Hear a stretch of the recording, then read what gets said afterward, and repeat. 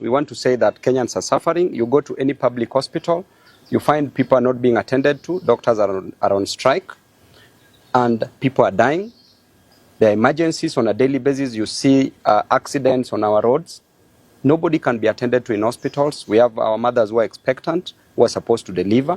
Nobody is attending to them. We have different situations in different hospitals, and nobody is attending to them. And therefore, the situation is so bad, and we must fight this. And we as members of parliament, we are also in agreement that should the government refuse to listen to the doctors' plight, we will also join them on the maandamanos. We will be with them on the streets to ensure that they demand that which is rightfully theirs. And we want to put pressure on the government so that our people don't suffer on the ground. We don't want the government to demand. You must come with the rule of equals and opposites.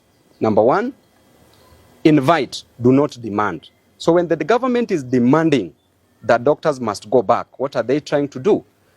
And number two, when you push, we means the KMPDU, doctors and members of parliament, when you push as the government, we will push. When you pull, we will resist. When you demand, we will refuse. And when you insist, we will turn you down. We want this defunct government to move with speed. The president should not leave the country when there's a serious crisis, when people are dying. The health ministry is unhealthy. The health ministry is sick. The country is sick. And therefore, as a result of that, we have come up with an impeachment motion. We are going back on Tuesday to Parliament. And this is the letter that we've sent to the clerk of the National Assembly so far on an impeachment motion that we want to impeach the Cabinet Secretary for Health, Nakhumicha, and we want her to continue staying at the funerals where she's enjoying staying instead of meeting the doctors and doing her job. So the letter reads, notice of motion, the removal of the Cabinet Secretary for Ministry of Health, Susan Nakhumicha. Pursuant to Article 152(6) of the Constitution, as read with Standing Order 66, I wish to notify you of the intention to move a special motion for removal of the Cabinet Secretary for Health from office on two grounds.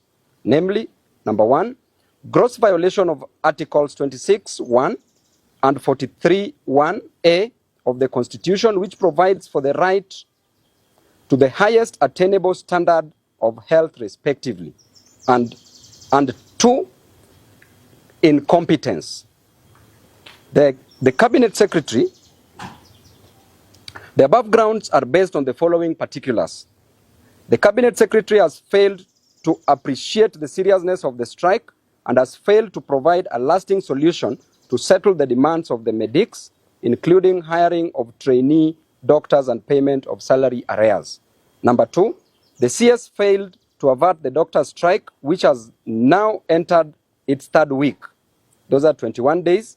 The CS has instead taken a hard line and is instead threatening the striking doctors with immediate sacking and replacement. And therefore, we shall disappoint her and we want the president to appoint somebody else. Number three, as a result of the doctor strike, scores of Kenyans have been unable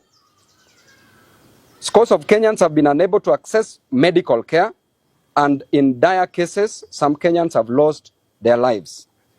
I will be moving this motion and seek the resolution of the House to require His Excellency the President to dismiss the Cabinet Secretary from office. We have attached the necessary evidence in support of the allegations.